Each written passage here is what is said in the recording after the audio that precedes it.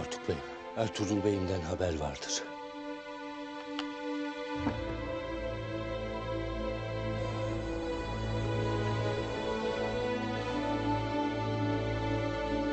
Ana. Kızım, endişe etme. O ciğeri beş akçe etmez. Soysuza söylenecek bir çift lafım vardır. Ana endişe etme dersin de Noyan ortalıkta elini kolunu sallaya sallaya dolaşır. Nasıl endişe etmem? Sen merak etme. Keşke karşımıza çıksa da belasını bulsa.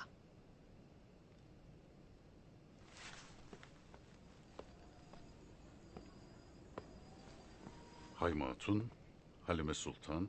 Artuk Bey. Ertuğrul Bey'imden haber gelmiştir.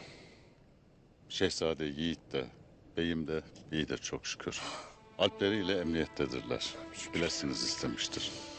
Çok şükür. Çok şükür. Emir Saadettin'le konuşmanın vakti geldi kızım. Hadi Allah'a emanet ol. Sen de ana.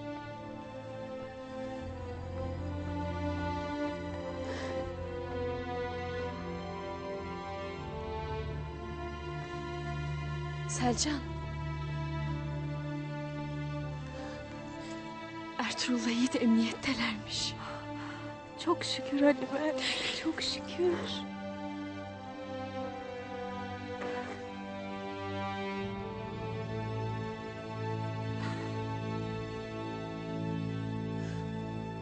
Selcan, kardeşim.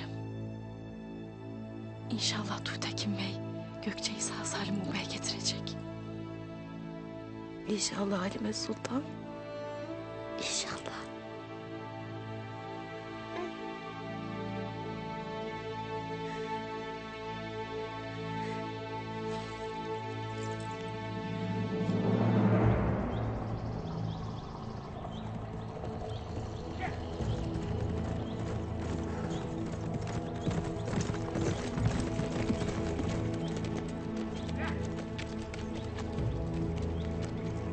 Ahmaksın Sungur Tekin.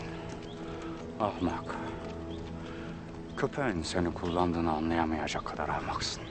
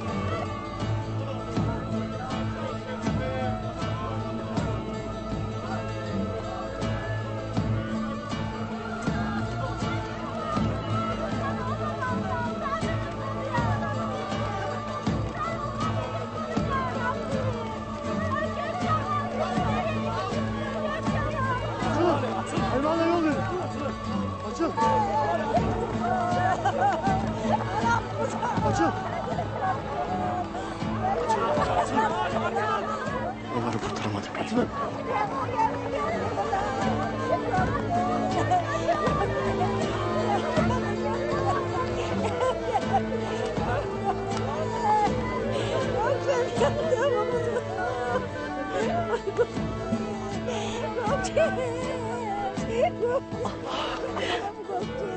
Allah'ım bize bu acıyı yaşatma.